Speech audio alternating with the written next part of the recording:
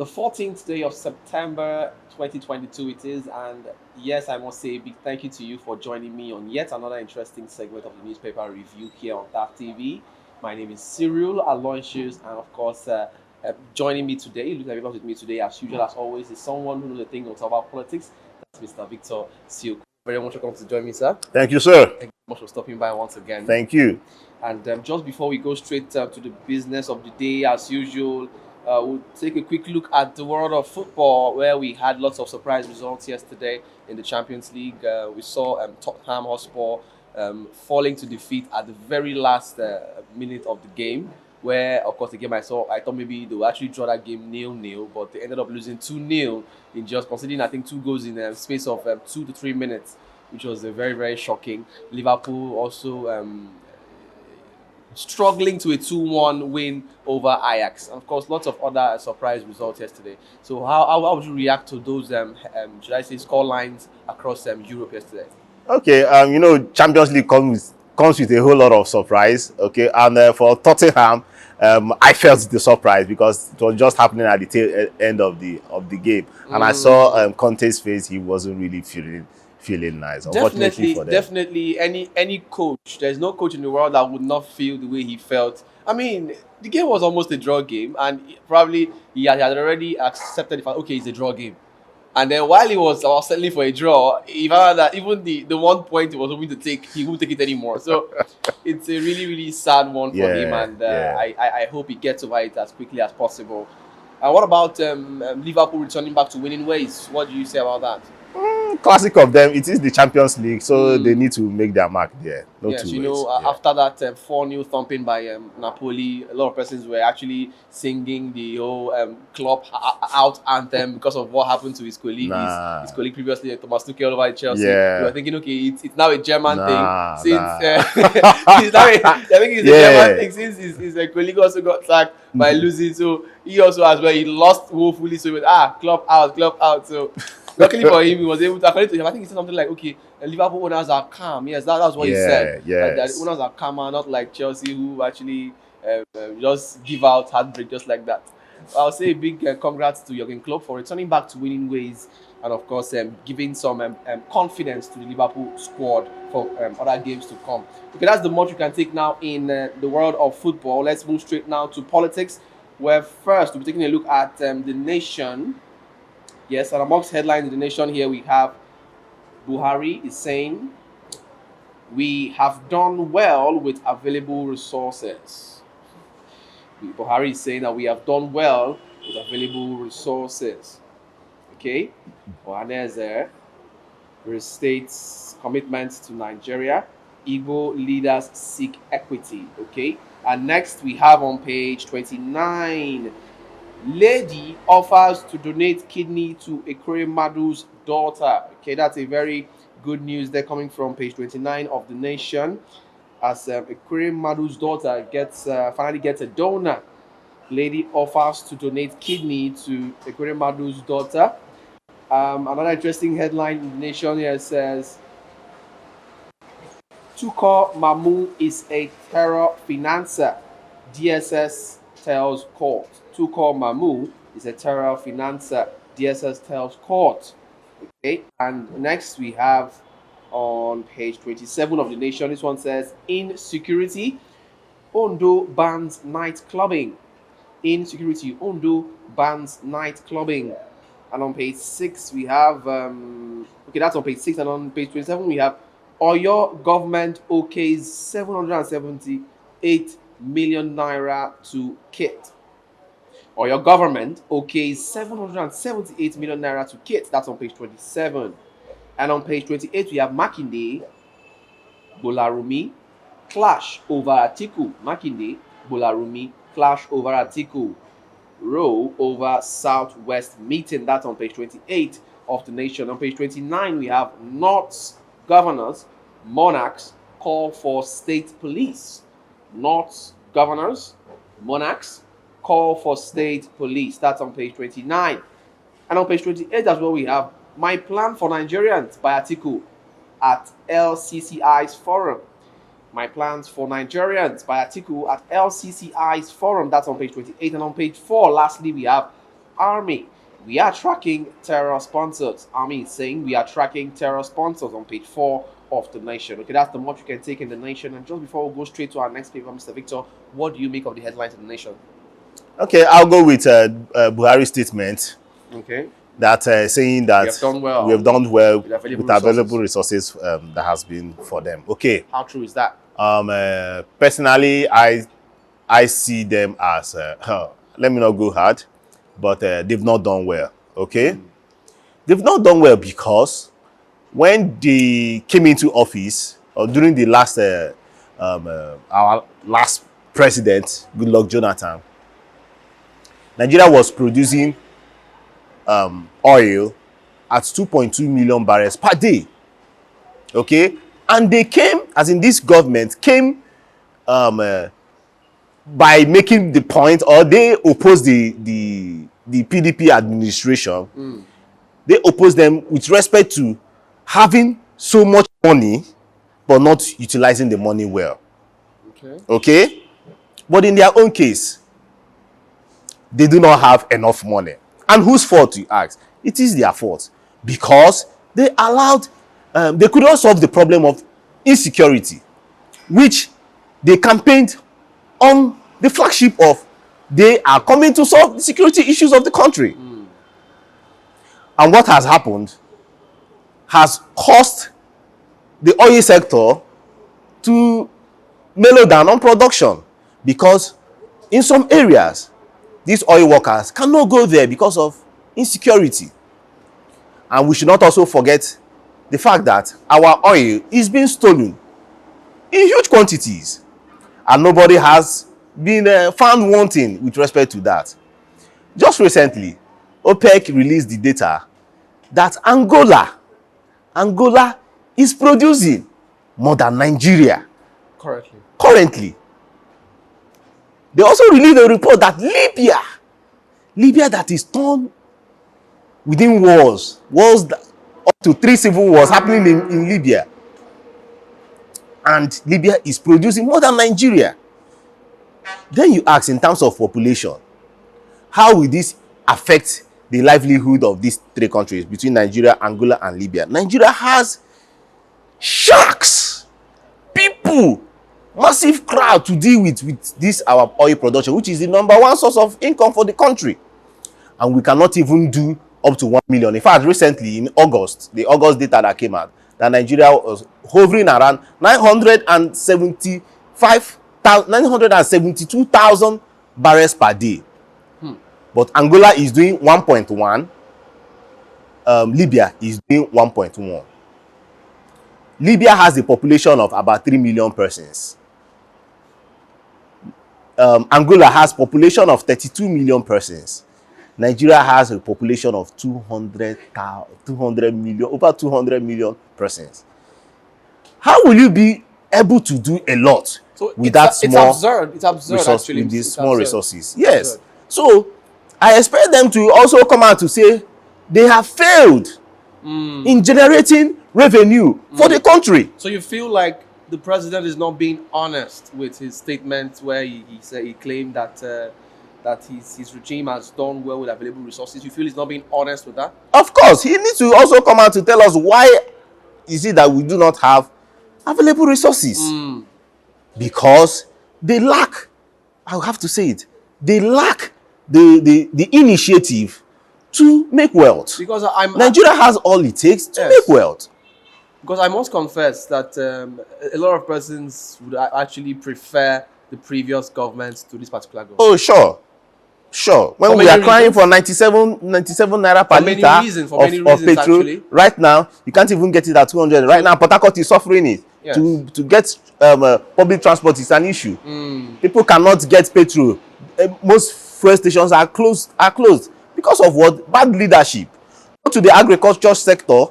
Before now, you will see packages, agricultural packages meant for small farmers. They will give them fertilizers to pay back later. This time around, nothing. You don't even hear anything, especially in the southern part of the country. Nothing is being done about agriculture. People are just living their lives. Nothing. The government is not contributing in any way for the development of agricultural our agriculture sector. What about education? My brother. So it's unfortunate. It's unfortunate. Really Mr. Victor, unfortunate. it's really unfortunate. Let's move straight now to the Vanguard, where we have some other interesting headlines. And on page 5 in the Vanguard, we have no going back on opposition to same faith ticket. No going back on opposition to same faith ticket. That's according to Forum of Northern Christians. No going back on opposition to same faith ticket. That's according to Forum of Northern Christians. That's on page 5 of the Vanguard. And on page 7, we have NNPC seals gas pipeline deal with Morocco's hydrocarbon office, the ECOWAS. NNPC seals gas pipeline deal with Morocco's hydrocarbon office, ECOWAS. That's on page 7. And on page 6, we have energy transition. Energy transition. Nigeria to benefit from $12 billion US fund. That's on page 6. And next on page 7, we have Kenyamo's diatribe exposes APC's plot to assassinate Obi. That's according to Labour Party. That's on page 7. Kenyamo's diatribe exposes APC's plot to assassinate Obi. That's according to Labour Party on page 7 of the Vanguard. If you want more details, get a copy of the Vanguard for yourself. And next we have on page 9, alleged organ harvesting. Alleged organ harvesting. Ekwere Madu asked court to dismiss Uko's suit. Ekwere Madu asked court to dismiss Uko's suit. That's on page 9. And on page 27 we have Nigeria broke. Still feels like we are in recession. That's according to Atiku. Nigeria broke. Still feels like we are in recession. That's Atiku saying on page 27. And on page 11, we have Kaduna train attack. Mamu aided local international groups. That's according to DSS. Kaduna train attack. Mamu aided local international groups. That's on according to DSS on page 11. And on page 6, we have insecurity. Northern governors, monarchs for calls for state police. Northern governors, monarchs call for state police. That's on page 6 of the Vanguard. And lastly, on page 2, we have troops rescue 10 hostages, kill bandits in Kaduna community on page 2 of the Vanguard. Okay, Mr. Victor, what do you make of the headlines in the Vanguard? Which I can do too, but let me start with the article statement, okay? Article saying that we are broke as a nation and we are in recession but not feeling it, okay? Oh no, we are feeling recession, okay? Now, let's not forget that Atiku was part of the group of politicians that ousted President Goodluck Jonathan in 2015. He left the PDP and went to the APC to get power. He does not even remind us that he was part of the team that ousted the former president. But he has all the audacity to come out to say that this current administration has failed. Maybe Forgetting maybe the reason why he doesn't want us to do that. I'm sorry for cutting you. Maybe the reason why he doesn't want to do that is because he knows, he's aware that if he goes back, if he decides to bring back that memory, that may actually, you know, tarnish whatever interest he has currently. So it's just, I think, man, wisdom. Yeah. So as usual, like every politician, they will make promises. The current administration made promise of change, that they will change. He is coming from the economic part, as in Atiku. Atiku mantra is always on economy. Reason why he's saying that in the couple of months that he will become president, after becoming president, in quote, that he will be able to invest $10 billion. He will invest $10 billion with respect to the SMEs, small, medium scale enterprise, that will invest 10 million. And you know, most SMEs are being run by the youths. So he's trying to win the youth by promising them how much? $10 billion. That's a smart move, right? Smart move. You ask them when they get there, they now start saying the same thing Buhari is telling us. Little resources. The same Buhari that say he will pay unemployed salaries. Eh? What is happening there? Did you see any shishi? No shishi. I don't even want to talk about the security promise he promised us on ending Boko Haram. Sure. Okay, look at what is happening with insecurity. In fact, not just only Boko Haram, it came down to the southeast. Every part of the country is feeling the heat. And it's like the situation right now, even the press, they are even tired of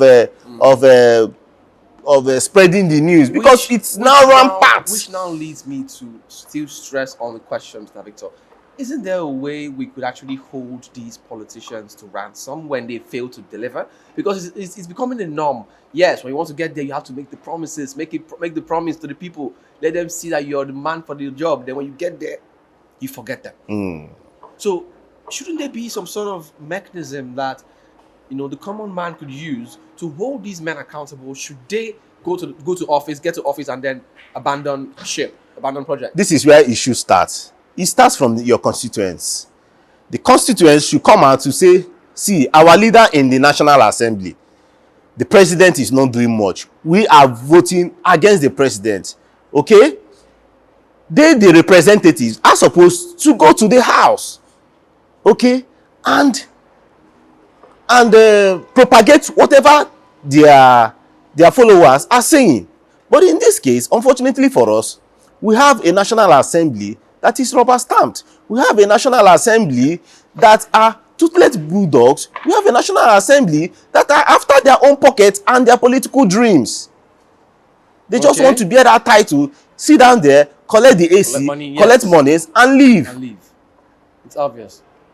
So it's in a Senate climb, he's supposed to go through the National Assembly. If the president is not seen fit, he should be impeached. Impeachment does not mean that somebody is your enemy. It means that you are not competent. Enough. You're not competent, and people are suffering, people are dying.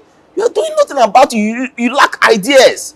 Why don't you leave for somebody that is fit mentally and mentally and intellectually? Let me leave it that way. Fit to run the affairs of the nation. And I must say that until we get to that level, we'll keep suffering the way we are suffering now.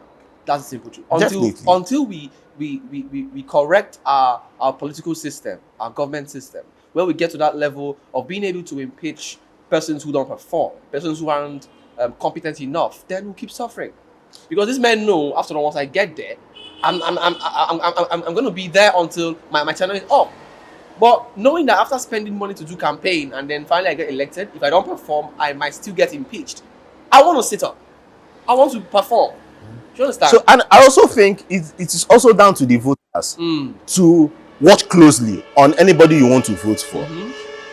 Listen to their manifesto when they are go read their manifestos rather, not just watching them. Read their manifestos and search deeply if what they are promising, whether it will be possible or not. Some persons will just come out and start promising you funds. White like now, promises. Yes, $10 billion. How will you be able to get this 10 billion? It's not just only telling us how will you be able.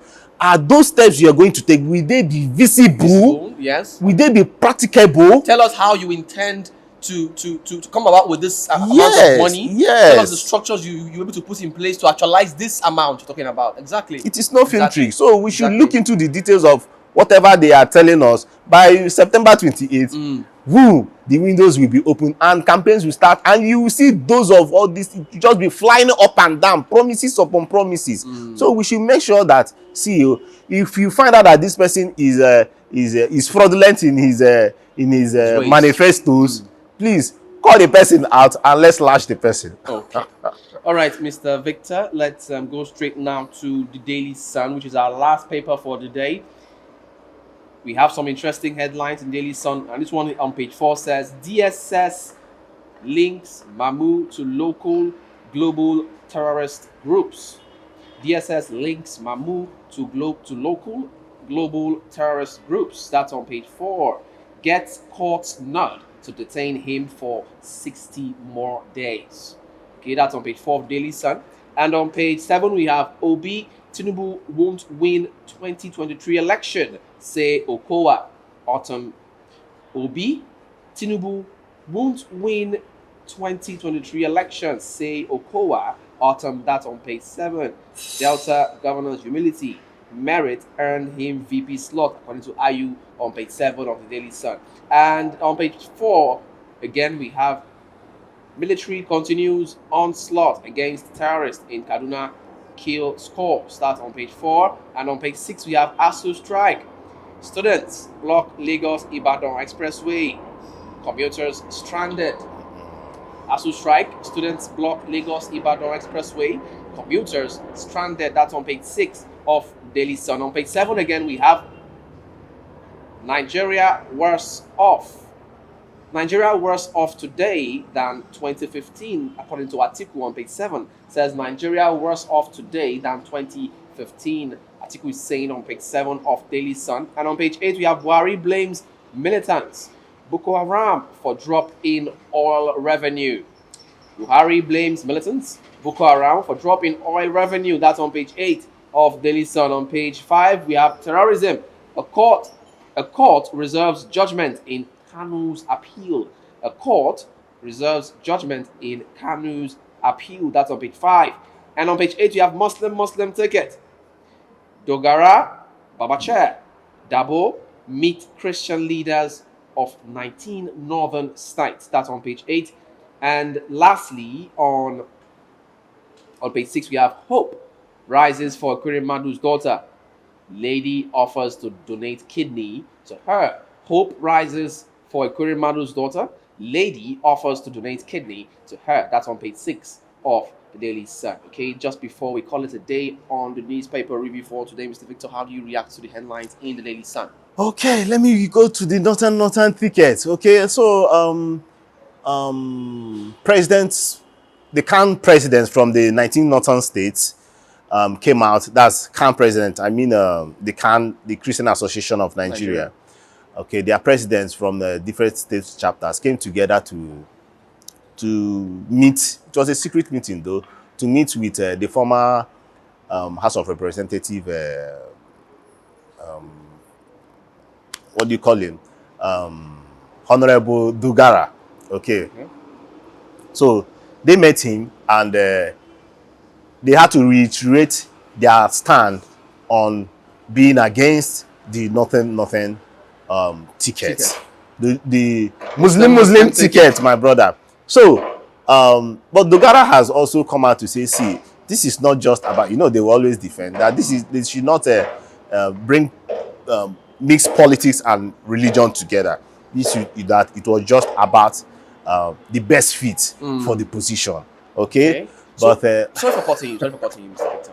Is he saying that there is no Christian capable of being picked to hold a ticket?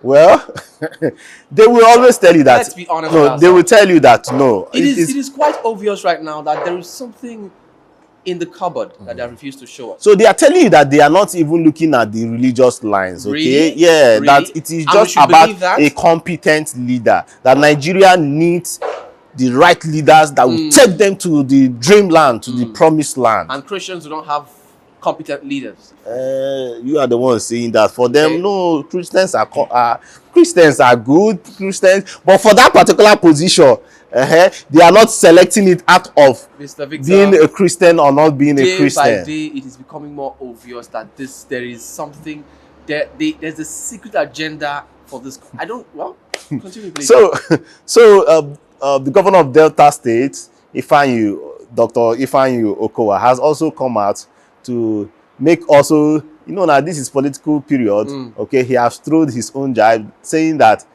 it is over for the APC and even included the Labour Party, because they do not have the experience, the right candidate to move Nigeria forward, okay? And also, just like we also stated again on the paper, that Atiku has said that Nigeria has deteriorated since 2015, okay? Well, like I said, it's the political season. We'll have a whole lot of these gist coming.